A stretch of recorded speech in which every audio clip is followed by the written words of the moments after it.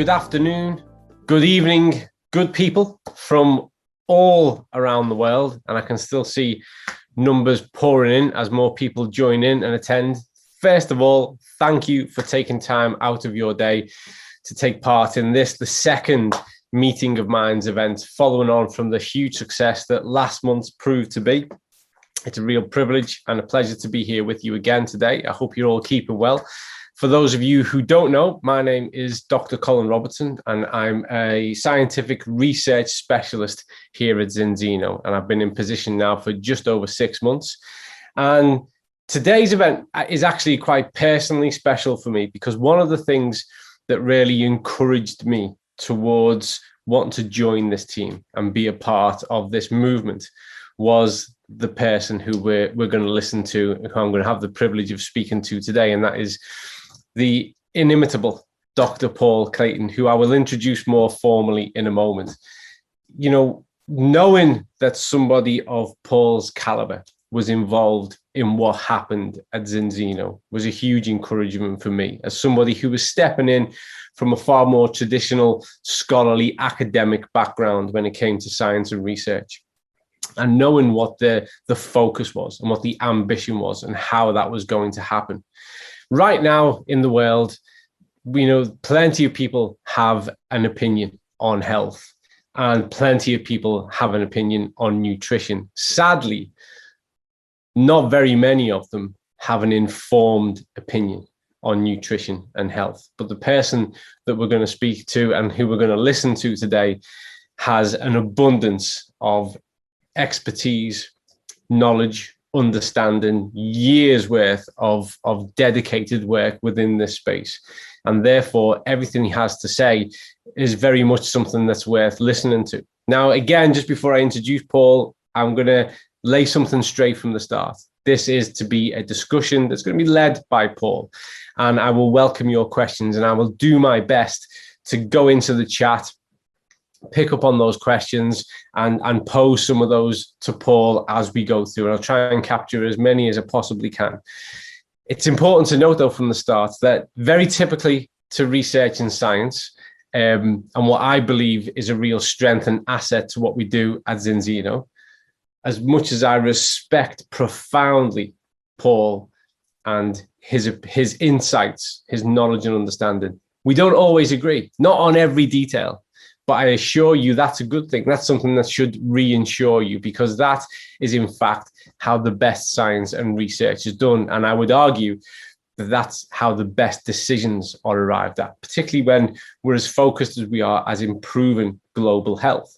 Now, all of you have taken time out, and you're probably very much frontline workers who are dealing with this, having more intimate conversations on a daily basis with the people whose behavior you're looking to change. And so it's important to us that you have accurate, evidence-based, research-informed information, so that it's reliable, so that it actually has substance and that it's meaning.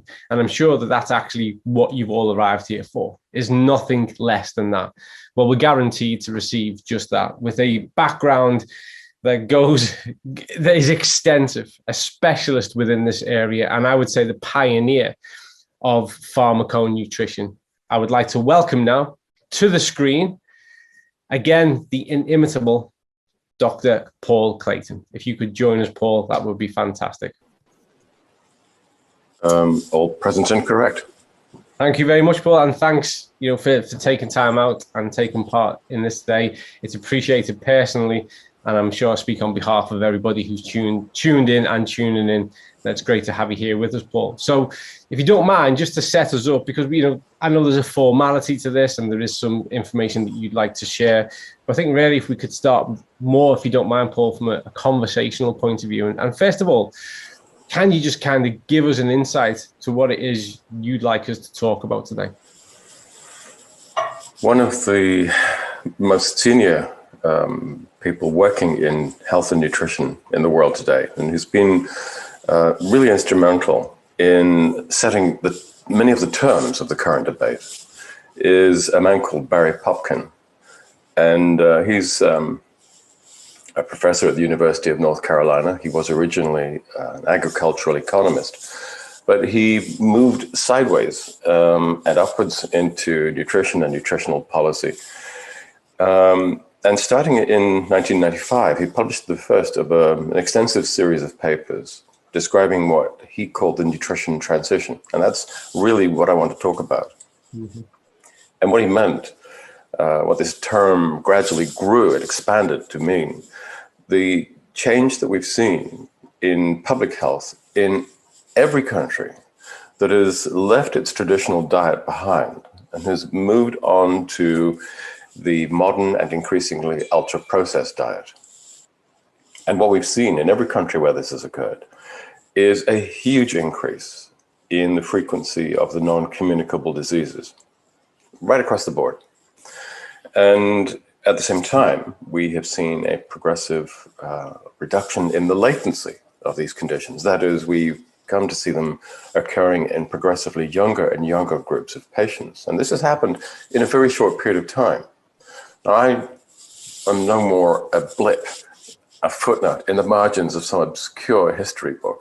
But if I go back 50 years to when I was in medical school, actually it's more than 50 years now, I remember being taught that type 2 diabetes was a disease of old age. And in 1968, which is when I went to medical school, it was.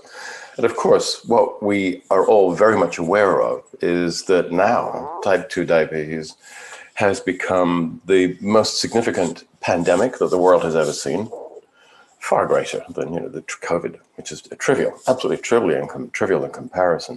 And not only has the frequency of diabetes increased beyond all precedent, beyond all measure, but it's no longer a disease of old age.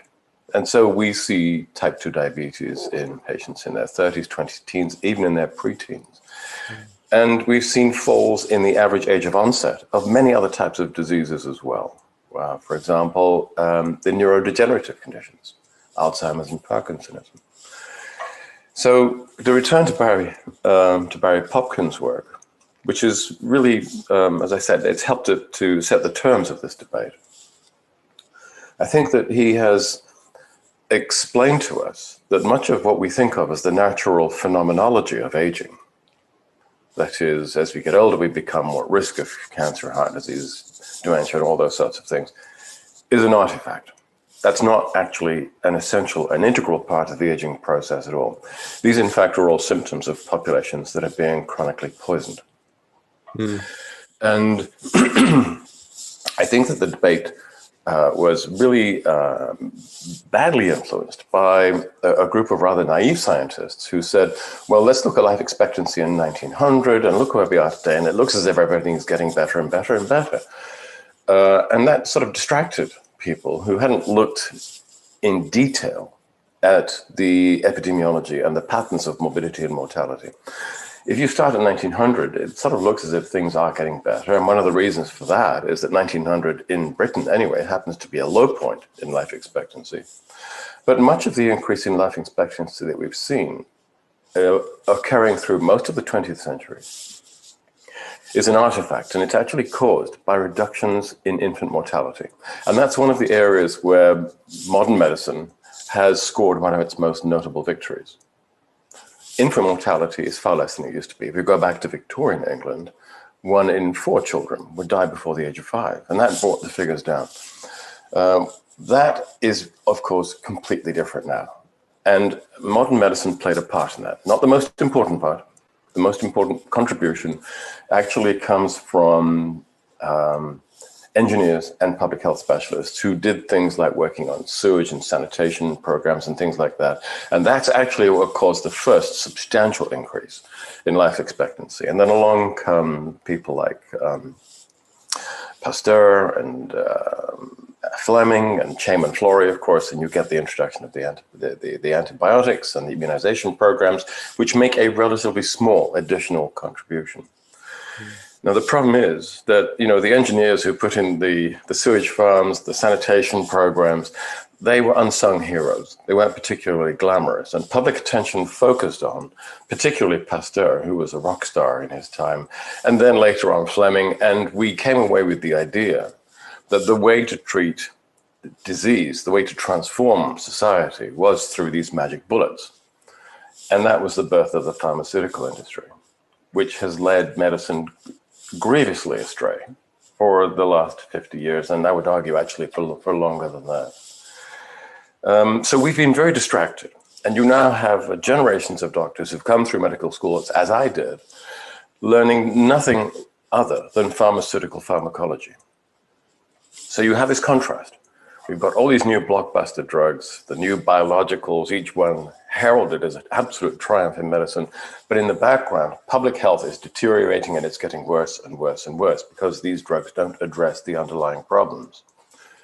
There's other conceptual issues here as well, because when you look in detail at conditions like Alzheimer's, Parkinsonism, cancer, they're not really diseases in the classic sense. Nothing to do with Koch's postulates. And the concept of the disease really goes back to the infectious, the communicable diseases. What we're dealing with now are syndromes.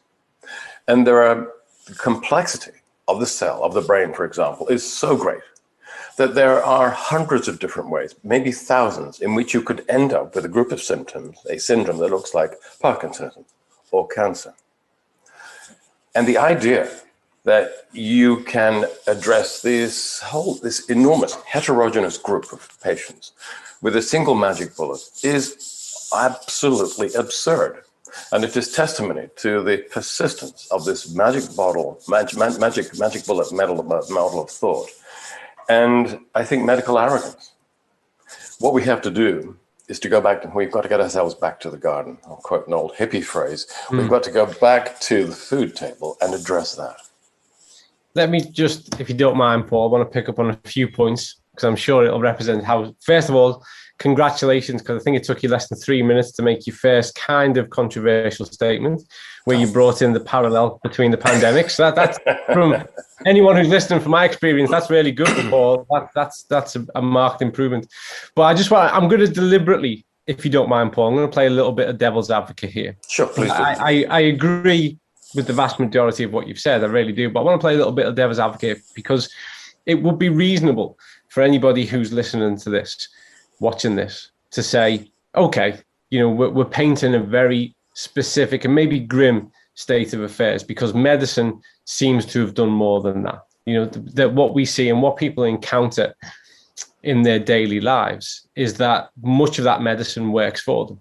So I think what people are surrounded by, and often this is what causes the conflict, Paul, is that on a day-to-day, if they get a headache, they take some paracetamol, the headache's gone. If they've got something a bit more intense, they take some anti-inflammatories and it's gone, which is very acute symptom management. Yeah. So just parking, because I do 100% want to come back to this notion of all these things that are happening in the background. How do we address that? Because the reality of people's existence is they're seeing quite a positive impact from the pharmaceutical area, aren't they? Well, I would argue that they don't.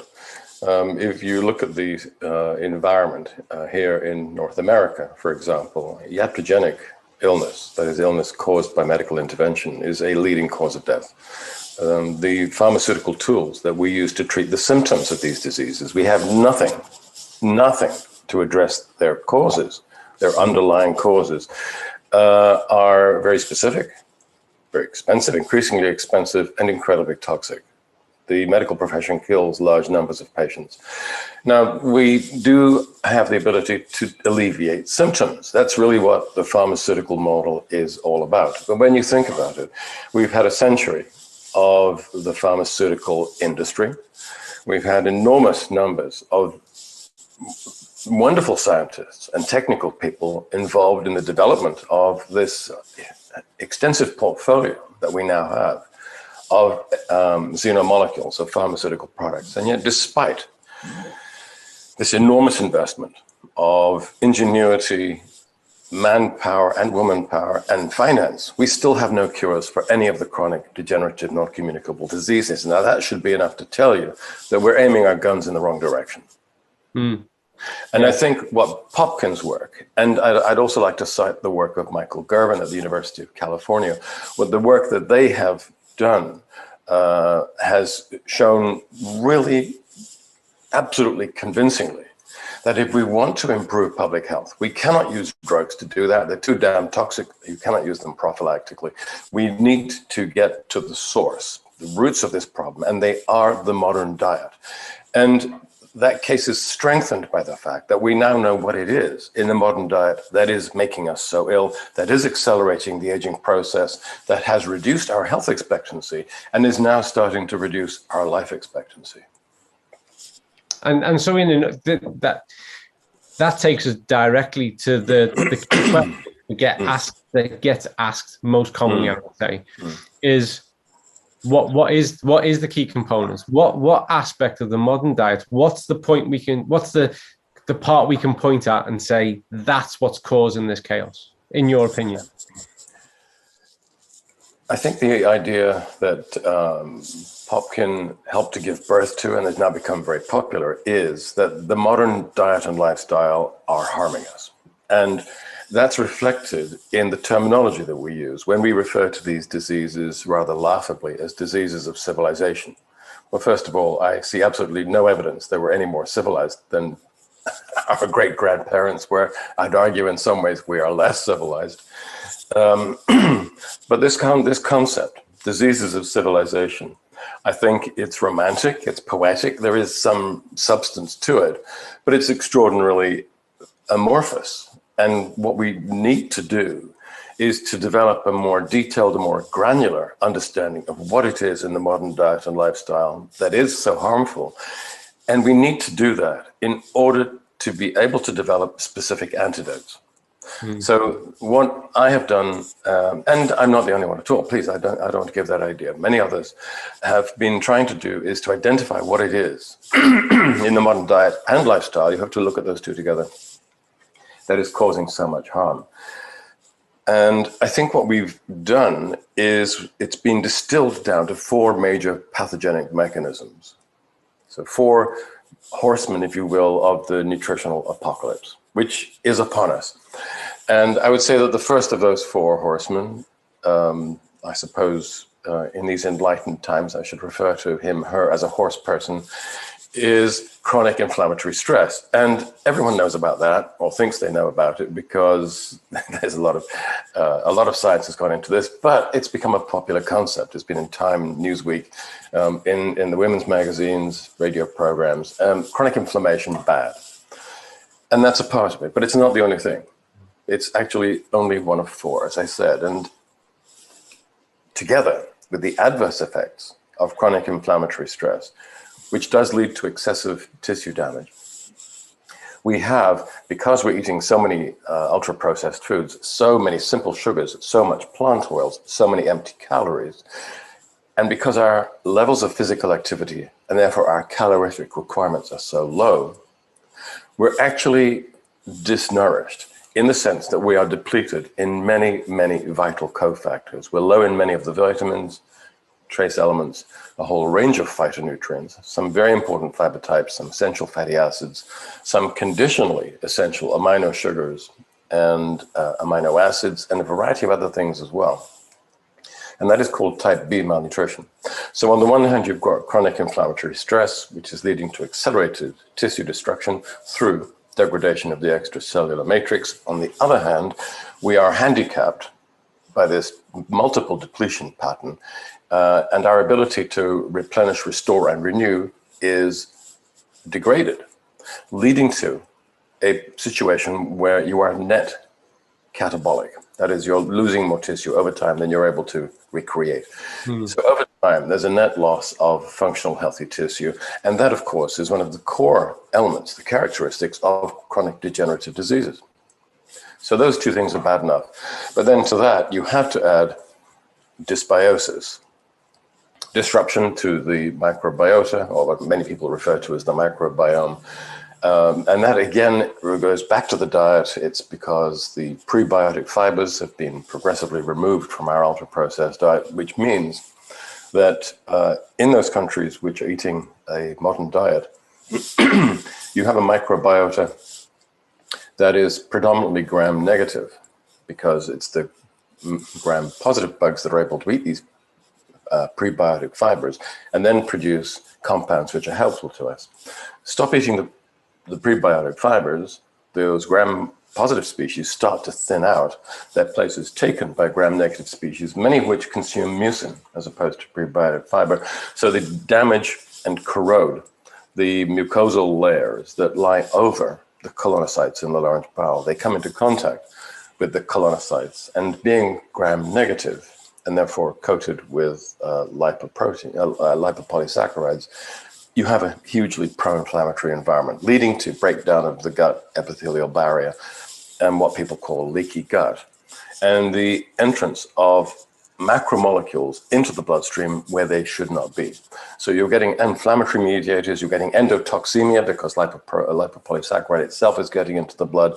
And this is one reason why, for example, non-alcohol related fatty liver disease now is estimated to affect a quarter of the entire population of the globe, which is astonishing. It's absolutely astounding and really, really serious, because NAFLD will tend to progress through to non-alcoholic steatohepatitis, and these are hugely important risk factors for hepatocellular carcinoma. And the figures for these and the projections for these are absolutely horrendous. I mean, we don't have enough livers to transplant. We don't have enough surgical teams to carry out those transplant surgery. This is an absolutely nightmare scenario. And it's another reason why we have to step away from this pharmaceutical crisis management model and go back to the roots and look at genuinely preventative prophylactic strategies. And as I said, that can only be done by unhorsing these three apocalyptic figures and restoring pre-transitional nutritional values. Now, there's one more horse person, I beg your pardon. And that is this mismatch between the excessive glycemic load of the modern diet and our insufficiently physically active lifestyles. And we're physically very inactive thanks to information technology and the internal combustion engine. And our levels of physical activity are probably a third, maybe 40% less than they were 2 or 3 generations ago. And what that means is we're pouring a lot of glucose into the bloodstream, and you're not abstracting it, because skeletal muscle and muscular activity is far more important as a glucose sink than the liver is. And this is another reason why you're getting so much NAFLD, because so much sugar is pouring in and we're not taking enough of it out into the skeletal muscle. You're upregulating lipogenesis in the liver, which is one of the factors that drives NAFLD. So this situation also creates hyperglycemia, hyperinsulinemia, and you move towards metabolic syndrome, type 2 diabetes, and then a whole raft of complications that spins off from that. These 4 pathogenic mechanisms are enough, more than enough, to explain why the non-communicable diseases are spinning out of control, why health expectancy is in free fall, and why life expectancy is now starting to fall in those countries which have the highest consumption of ultra-processed foods. And I'm talking about North America, the United Kingdom, Australia comes in next, and then a group of other countries coming up fast behind. Well, yeah, I mean, that stacks up true.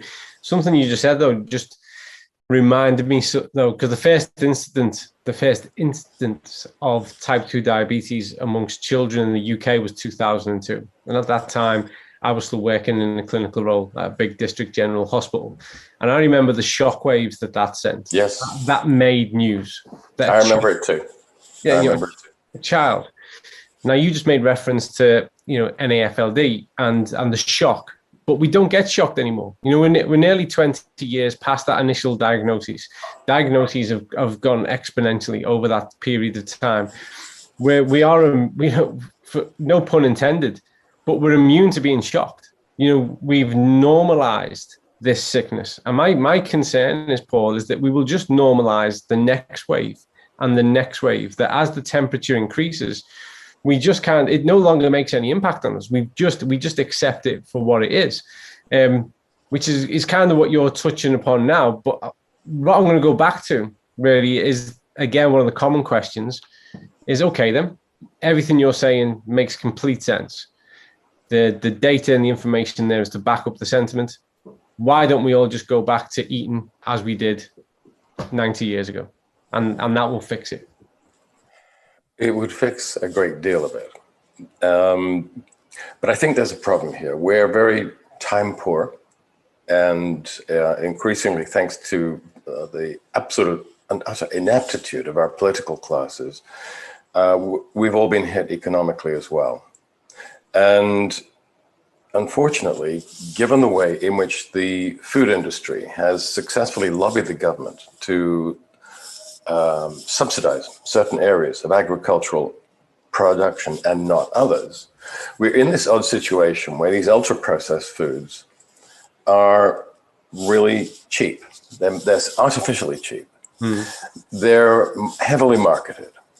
They have long shelf lives. They taste absolutely delicious because bliss point technology has been used to make them effectively addictive.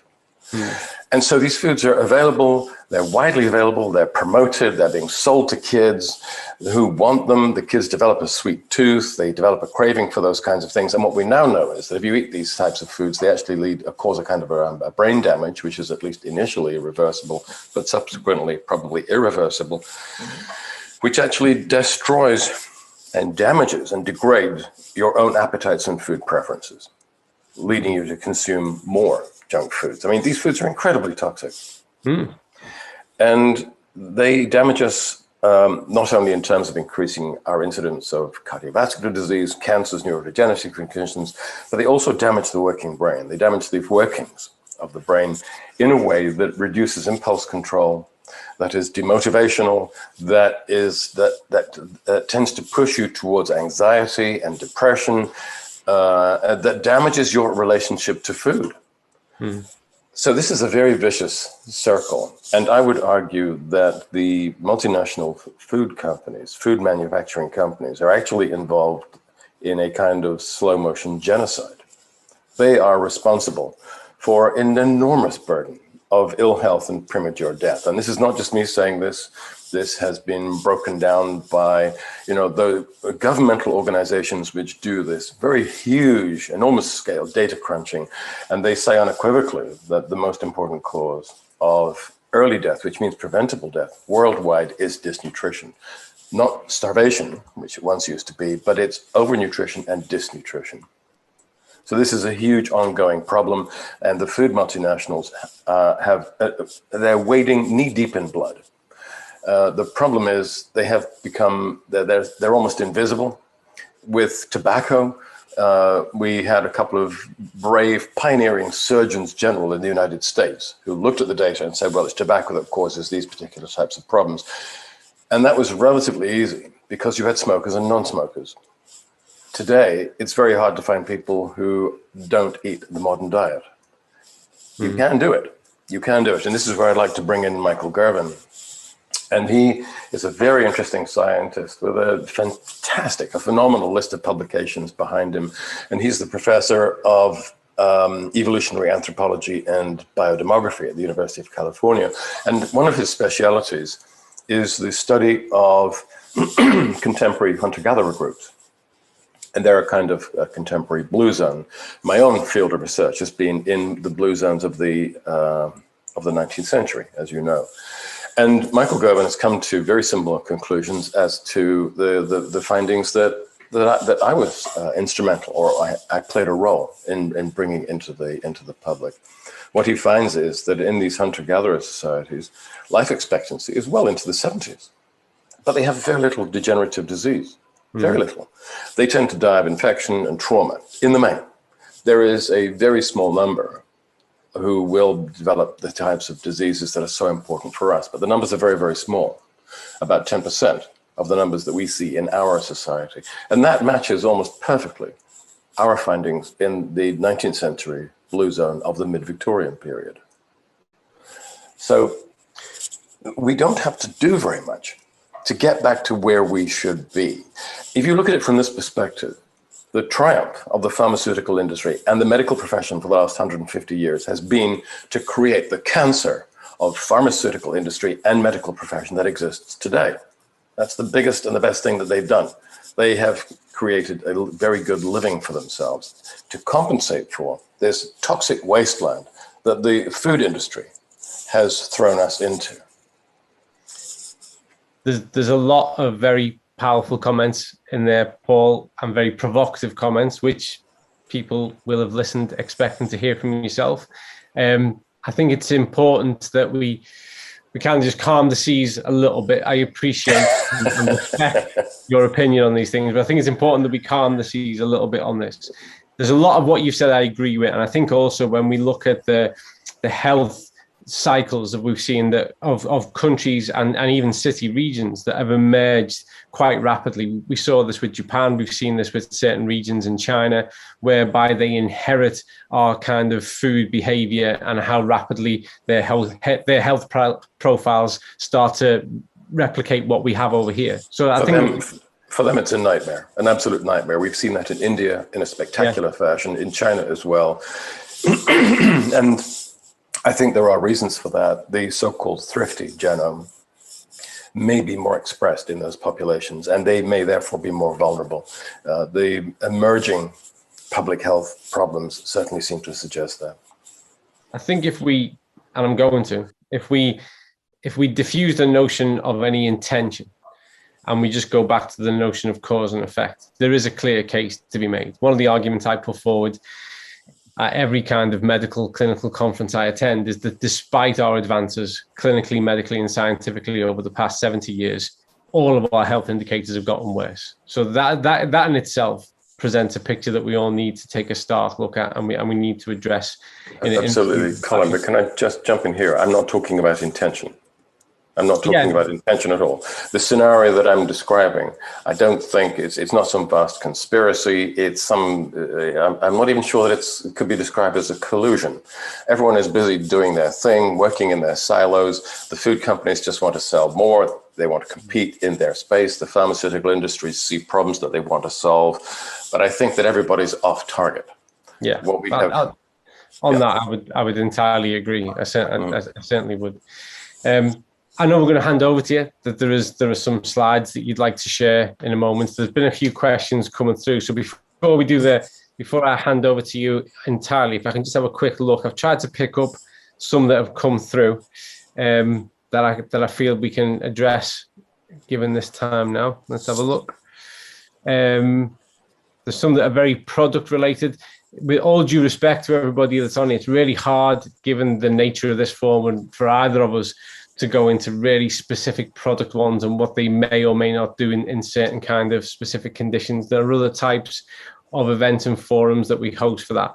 So I think a lot of the other things, from what I can see and understanding what it is you're about to talk about, you may well cover next, Paul. So what I'm going to do is I'll return to the questions, but I will hand over to you to share your slides and take this conversation where we're headed next. Thank you. Well, in that case, let me share the screen, and I'm going to recapitulate some of the points that I made and perhaps develop some of them a little bit further. I will say just one thing. You've heard me being very critical of modern ultra-processed foods, and the generation of ultra-processed foods that is available to us at the moment is very, very unhealthy. I would, in fact, I do regard them as toxic. But ultra-processed foods don't have to be. If they were formulated properly, they could not only be delicious, but they could actually be health promoting. And some of the changes that would need to be made in order to do that are relatively small. And all I want to say is, before we start getting into the slides, is that I do talk quite frequently to people who are involved in the flavor industry and the food industry, and there are increasingly people there who are beginning to think, well, maybe we can do something. Maybe we can change these formulations in a way that would make them less destructive and more pro-health, because these are not all sociopaths. These are people who I think are beginning to understand, oh, we have a heavy responsibility here. And the food industry, I would say, has been guilty of privatizing its profits and socializing these enormous costs which we have to bear. And the pharmaceutical industry and this food industry have this very unhealthy symbiotic relationship. The food industry is making huge numbers of people ill, chronically ill, so that they need chronic medication, which the pharmaceutical industry says, oh, thank you very much, that's a wonderful market for us. And then they treat these conditions with drugs which only treat the symptoms, do not cure them. Those patients become cash cows for the rest of their increasingly constricted lives. And so I see the general public as being caught in a trap, or being crushed between two millstones. On the one hand, they're being made chronically ill by the food industry, and then they're chronically poisoned, managed but chronically poisoned by the pharmaceutical industry. It's a prison with two walls. And what I say to anyone who's interested in this area is that it's a prison you can very easily escape from. And the most simple way of doing this is by saying to yourself, well, I'm not going to buy these ultra-processed foods anymore. I'm going to learn how to cook with basic produce. And when you do that, immediately, this whole environment changes. With one bound, you are free. And you're free to explore the green fields of a much better health prospect. And I'm going to recapture that in the slides as well, if I may. Can I go there now? Brilliant. Hand over to you, Paul. Brilliant. Thank you. All right, well, let's see. I'm not quite sure if this is going to work. So let me just bring this up full screen.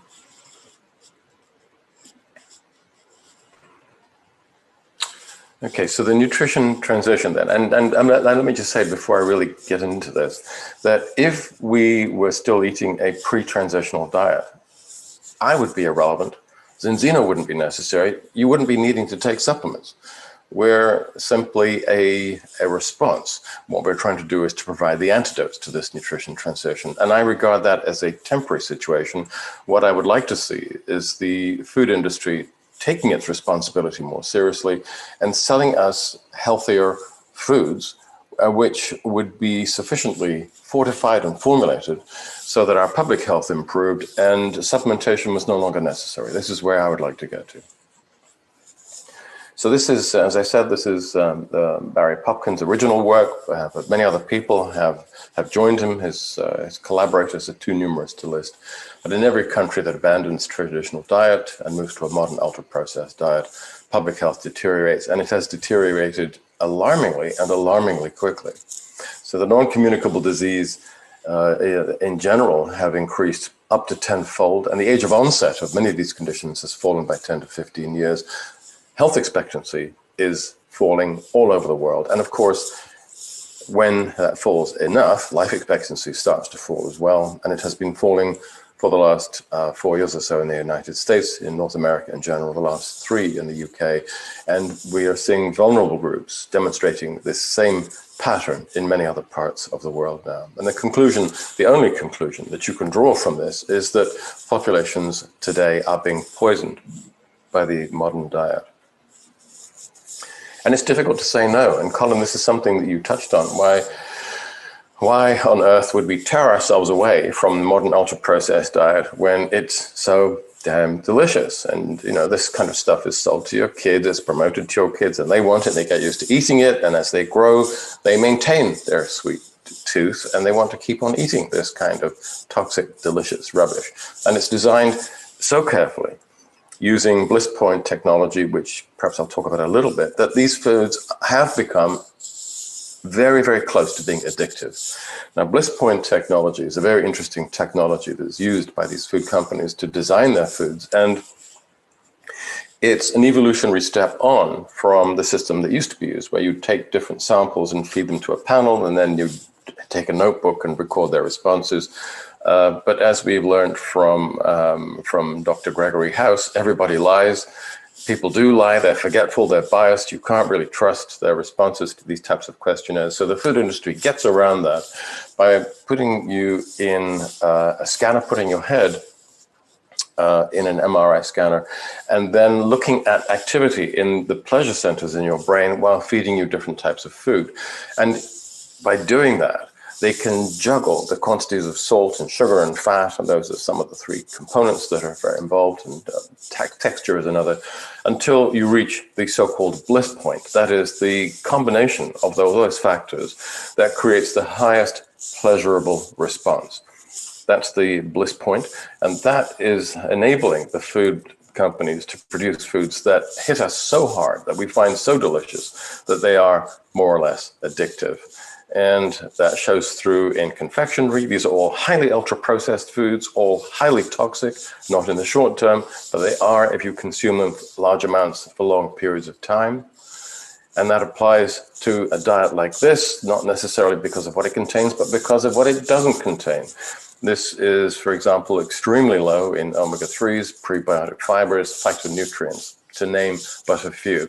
And if you're not keen on hamburgers, well, chicken nuggets are, if possible, even worse. And I travel very widely. I've been to every continent, and everywhere I go, I'm always interested in finding out what people eat. America is particularly badly affected. The American diet is so bad that you can actually see when you look at what people put into their trolleys in supermarkets. When you go to the fast food restaurants, you can see exactly what it is that's sickening them, and I can predict what they're going to die, what they're going to die of. In fact, when you look at a diet like this, you can see what's missing, and you get a very accurate idea as to what pathology is going to overcome them in the largest numbers. And you find, these terrible situations now. And again, I'm digressing perhaps, but in small town America, where all that's left, these towns, these communities that have been absolutely hollowed out by the casino capitalism that's practiced in so many countries now, that all you have left, you've got the shops like Walmart's, Sam's, and Costco's selling these types of foods, and the other big industry is the hospital, because so many people are so very sick. And then perhaps the towns that are doing really well might have a penitentiary as well. So all these foods are very delicious. You love to eat them. They've been designed to be like that. Here's another ultra-processed food, all calories all the time, no nutritional value whatsoever. These are the ultra-processed foods that are poisoning you, either directly because of some of the constituents, which are really quite nasty that they contain, but mostly by omission, because of all the nutrients that you need and that have been stripped out of these types of foods. And this has been reflected in the work of another group of researchers who have come up with this concept called NOVA, the NOVA classification of ultra-processed foods. And the working definition, it's very messy. Some countries have tried systems of traffic lights that they don't work very well. But the NOVA definition, I think, is probably the best available, or the least worst. And it includes things like, well, can you, when you look at a food, recognize what's in it? And if you can't, well, that's probably ultra-processed. If it has 6 ingredients or more, it's probably ultra-processed. If on the nutritional label at the back of the package, you see things like acidifiers, emulsifiers, then that's probably an ultra-processed food as well. And when you crunch the numbers, and there's researchers all over the world who are doing this, what you find is that the more of these ultra-processed foods you eat, the more you die, the more you're likely to develop diabetes, heart disease, cancer, neurodegenerative conditions. This illustrates, and once again, coming from a slightly different direction, how very toxic these delicious and addictive and omnipresent foods are. So let's get down to the nitty-gritty. How exactly has our diet changed? Well, when you look at the pictures, it all seems obvious, but these are some of the things that have been taken away from our diet. So the omega-3, highly unsaturated fatty acids, and the polyphenols, and these are 2 of the most important anti-inflammatory or protective nutrients that you find in a pre-transitional diet. They are gone. The prebiotics and various other fibers have gone, which means that you now have dysbiosis and more chronic inflammation in the intestines. So the prebiotics you can think of as another very important anti-inflammatory compound. The 1,3,1,6 beta-glucans have gone. They were present in almost all foods as a result of trace contamination. And because the food production chain has been closed up, they've been largely removed. And that means that your innate immune system isn't working properly. One reason why we are less able to resist infection than we were 2 generations ago, and also why there is so much allergy. Glucosinolates have gone. These are compounds that you would derive from plant sources such as brassica vegetables, and they're absolutely essential for the functioning of lactoperoxidase, which is a very, very interesting and very important enzyme. It's a humoral component in the innate immune system. So this also damages and degrades our ability to resist infection. And the phytonutrients in general, and these have so many different protective capabilities in the brain, in the heart, in our tissues in general. All of this is gone. We have become extremely vulnerable, very, very exposed. And to complicate the situation, what the food industry puts into these ultra-processed foods is huge amounts of sugar and huge amounts of omega-6 fatty acids. In fact, these are the 2 single dietary constituents that have increased more than any other. And these are empty calories, of course. So increased linoleic acid, increased arachidonic acid, and your omega-3s are down, so more chronic inflammatory stress. It's one component that leads to that. And this is a platform which drives chronic inflammatory stress. It drives type B malnutrition, and it creates inflammation in various tissues. And because these foods are so full of sodium, that tends to make matters worse because you're increasing smooth muscle contractility, whether it's in the cardiovascular system or the genitourinary tract or anywhere else, or in the lungs, whatever's going on, that tends to make it worse. And these foods, because they tend to be made in large quantities and very rapidly, and the companies involved are trying to make them economically, they are using rather high temperatures, higher than you would routinely find at home. So things like spray drying techniques are very common. And this leads to the production of advanced glycation end products, advanced lipo oxidation products, and they are highly pro-inflammatory. So a lot of anti-inflammatory protective compounds have gone. They're being replaced by pro-inflammatory compounds. So now you can begin to see why chronic inflammatory stress is so prevalent in modern societies. And this new modern diet also exposes us to very high levels of lipopolysaccharide, not just because the microbiome is becoming distorted, but because of the way in which vegetables are now being sold in pillow packs. If you cut up vegetables and sell them in pieces and you seal them in a pack and put them in the fridge, under those conditions, you get the slow growth of gram-negative microorganisms, which are covered in lipopolysaccharides. So when you eat those foods, and if you pick them fresh, they're absolutely healthy. But if you're using what is called minimal vegetable processing, and you're buying ready-made salads or pieces of vegetables and fruits that are packaged up for you, you're consuming larger and larger amounts of lipopolysaccharide, which is, as I said before, extremely pro-inflammatory. So this is a configuration which is going to cause chronic inflammatory stress, type B malnutrition, dysbiosis, and then because of this huge amount of sugar and our low levels of physical activity, you've got hyperglycemia, hyperinsulinemia, and all the consequent problems from that feeding into it as well.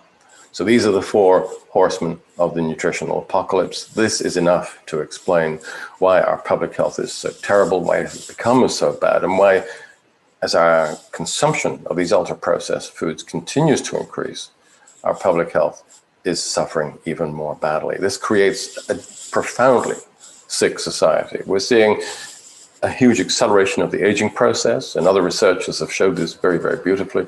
We're seeing far more disease in the middle-aged and elderly. It is not natural for middle-aged and elderly people to sicken progressively as much as we see around us today. And I go back to the hunter-gatherer societies, I go back to the blue zones. And we're seeing more disease in the newborn because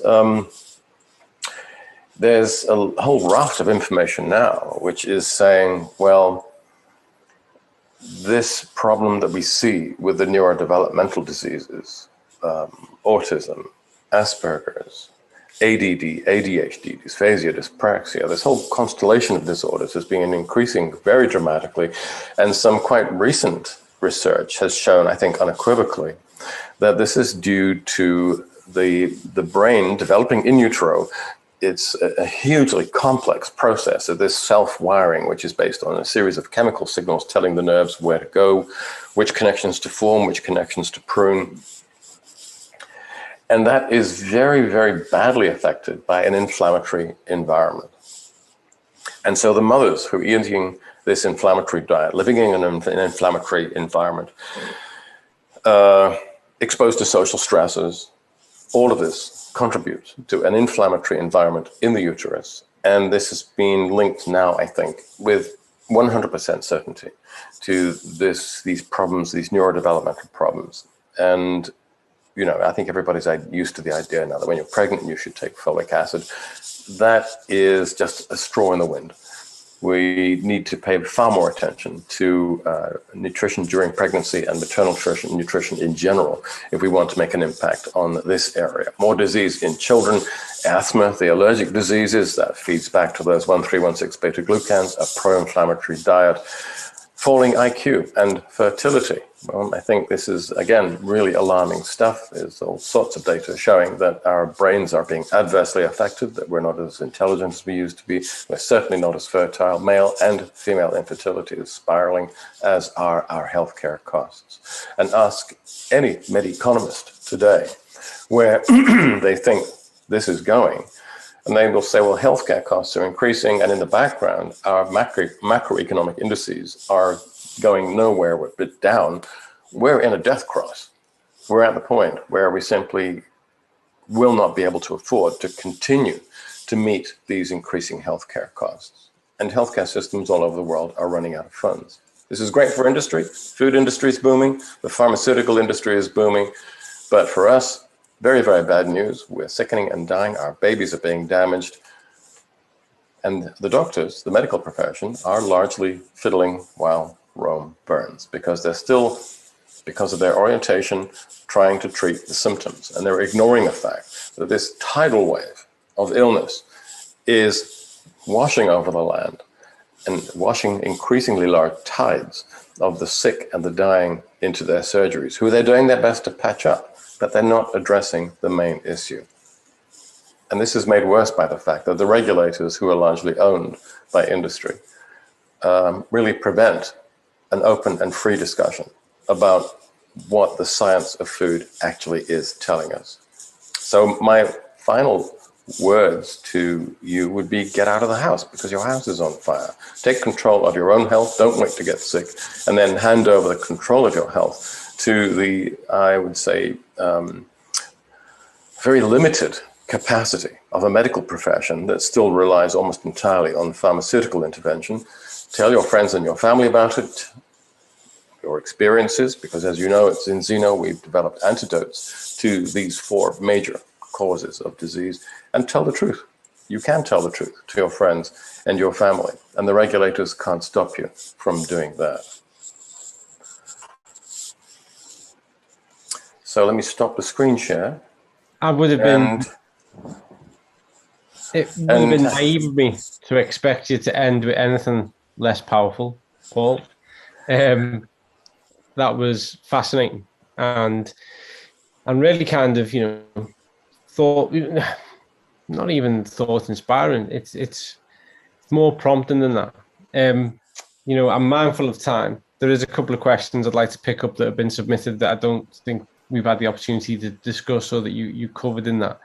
I think, when you make reference to the Bliss Point technology, that reminds me of a lot of the conversations we were having 10, 15 years ago about the industry's obsession with snackability and the dopamine cycle, and how these things have not just stayed, they've actually proliferated. They've become far more of the driving force to encourage people to eat whether or not they're hungry. That's how you create sales. But looking at this, we do have our hands on some solutions and some really powerful ways to be proactive about this. But if you don't mind, before we conclude on that, because I'd say we've got 3 minutes to spare here. Just one of these questions I'd like to pose to you. It's quite a big question, Paul, but I think you'll appreciate it. In autoimmune diseases, the balance of Th1 cellular immunity and Th2 humoral immunity, white blood cell function, is in balance. Because of this, it doesn't really matter which side we stimulate with different immunomodulators or even herbs, such is the case with beta-glucan. So one, is it possible to know how it affects the Hashimoto, for example, which is a Th1 dominant disease? So if we can stimulate it with beta-glucans, it increases the imbalance or not? And secondly, what happens if someone has a yeast intolerance? Okay, well, first of all, if you're yeast intolerant, you're not intolerant of the beta-glucans. What you're intolerant of are the amount of proteins which are present in the yeast cell walls, and they are removed from the 1316 beta-glucan products that we and most other people use. So even if you're yeast allergic or intolerant, you will not have a problem with the 1316 beta-glucans. Secondly, let's differentiate between the allergies and the autoimmune diseases. Very obviously very different things. The allergies are certainly associated with Th1 dominance, and that situation is made worse if you also have a pro-inflammatory internal environment. And those are things that we can address easily and very successfully. With autoimmune disease, I think that the beta-glucans don't have very much of an impact here at all. And I happen to know this because I was, for many years, the chair of one of the scientific advisory boards to Biothera, which was the industry leader in this whole area of research. And we know that in people who, or in animal models of autoimmune disease, the beta-glucans didn't seem to do anything at all. They weren't helpful, they weren't harmful. I can say from my own personal experience that there is another way to address this issue of autoimmune disease. Now, with autoimmune disease, the damage to the target tissue is being mediated through chronic inflammatory stress. That's how you end up damaging the thyroid or the articular tissues, or whichever other part, or the beta cells in the islands of Langerhans. It depends, whatever the autoimmune disease is. This is being mediated by the immune system, creating chronic inflammatory stress in and around that tissue that it perhaps recognizes as non-self, although there's a huge debate that's going on about that as well. And therefore, theoretically, it would be a good idea to reduce chronic inflammatory stress in such cases. And in fact, the medical profession routinely treats autoimmune disease with immunosuppressants, which are so crude and so toxic that they come with a whole raft of adverse effects, and they're not really very good to use long term. Speaking from personal experience, I was diagnosed with Graves about 15 years ago now, a long time ago, and I treated myself with a forerunner, a precursor of balance oil, large amounts of fish oil and olive oil, which I drank together, and it was absolutely appalling. But I did succeed in bringing the chronic inflammation under control and kept it under control for several months. And after that time, I gradually eased up because I wanted to know what was going on. And at the end of it, it turned out that my immune system had forgotten its target. So now I'm euthyroid, 12, 13 years down the road. My doctors say, oh, sometimes this happens. They've never seen a case like that. But I'm pretty certain I know what did it. And I'm now hearing from other people who are using the same approach. The immune system, I think, can be helped to forget its target. If its attack is blunted for long enough, I think it begins to think, well, maybe we shouldn't be doing this. We should be doing something else instead. But again, I don't think that's the whole answer, because there's increasing evidence that this whole concept of autoimmunity may be a bit of a mistake anyway. And what the immune system might actually be doing is reacting to intracellular pathogens. And it's their debris that's being expressed on the cell membranes in those target tissues that the immune system is actually reacting to. And there's different strands of evidence that support that. I've written about that in my blog, because I think this is a fascinating area. And if you go to my blog, which is drpaulclayton.eu, and type in "the bug is a feature," and there's several posts under that heading. And I've written about this because I find it so fascinating, and people might find that useful.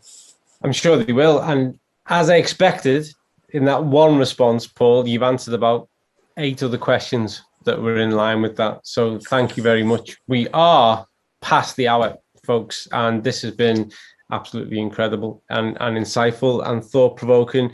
And I guess I'll leave it to you, Paul, if you don't mind. I'm going to let you conclude. I want to thank everybody for attending, for contributing, for asking questions, for listening, for being here, to trying to facilitate change in your communities amongst the people that you can be in direct contact with. That's how we make this happen. Paul's gone into a testimony of his own experience there, and people like to dismiss that. But the old Huntsfeld quote from 1954 is anecdote on its own is worthless, but when you collect them together, it becomes evidence. And that's what we need to do. We need to collect more of that so we reach a critical mass. But I'm going to let the final word and therefore the final impact be yours, Paul. What would you like to conclude with? You're right. Case histories are the lowest level of evidence, and I perhaps shouldn't have talked about my own situation. It's of limited interest. But you said that I was being provocative and passionate, and I think I would say, yes, I'm guilty. I'm guilty of those charges. I am angry. I'm angry at what I see as so much unnecessary loss of health and loss of life. I'm angry at a system that not only allows, but encourages this to happen. I want to change the way in which healthcare is delivered. I think the pharmaceutical companies who call themselves laughably the ethical industry, they are anything but ethical if you look at their past behavior.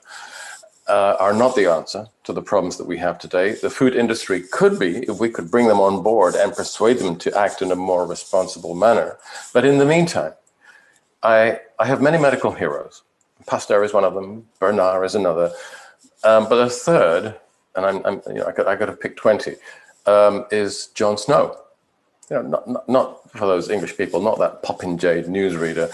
I'm referring to Jon Snow, the father of epidemiology. And he was the man, this was back in a time when London didn't really have adequate sanitation. London was repeatedly hit by waves of waterborne infections, so typhoid, typhus, and cholera. And these were major causes of illness and death. And the doctors of the day were prancing around, bleeding, purging, killing their patients. And what Snow did, he stepped back and he drew on a map where each of these cases was being reported. And he realized, once he'd done that, that they all centered around one particular contaminated well. So while the other doctors were just making fools of themselves, Jon Snow went down to the well and famously he took the handle off the pump, and within 48 hours, the plague had stopped. I'm not a Jon Snow, but I'm walking in his giant footsteps. And I look at public health from a similar perspective. I love spending my time in the databases, on the campus, in laboratories and universities. I mean, that's all grist to the mill. And I love the opportunity to talk to other scientists, to find out what's going on. And you know how much I network. You know, you see that, I think, in my blog. But at the end of the day, the theory is wonderful, the science is wonderful, but we must distill that into practice. I think that we have a responsibility to others. We have a responsibility to try, as we pass through this world, and it's a very short passage, to try and help to make things better. So I am profoundly motivated to take this information and to distill it into useful and usable tools that people can use to escape from this prison I described earlier, and to improve their health and improve the health of their families, their friends, their communities. The industry won't do it. It's up to us. Superb. In fact, I'm tempted to put a cap on just so that I can doff my cap to you, Paul, for that kind of comment. Superb. Round of applause, and I'm sure I can see there's literally the messages of thanks are pouring through, and what a way to end. Thank you very much, Paul. Outstanding, illuminating, fascinating, and yeah, provocative, but I believe provocative in exactly the right way. I think what you've delivered today is a call to arms, and a very much needed one. We're going to end there, folks. We're going to wrap it up. We will be back with you in July the 15th, I believe, times to be confirmed, where we'll bring an even newer member of scientific staff from Zinzino to the front, which is Emily Gislovic, who is exceptional, and I will say no more until you all have the opportunity to meet her, but she's truly exceptional. I look forward to chatting to Emily on the 15th, and I hope that you can all meet us there. Until then, stay well, keep at it. Thanks again, Paul, absolutely outstanding. Thank you for your time and sharing your wisdom, and we'll see you all soon. All the best.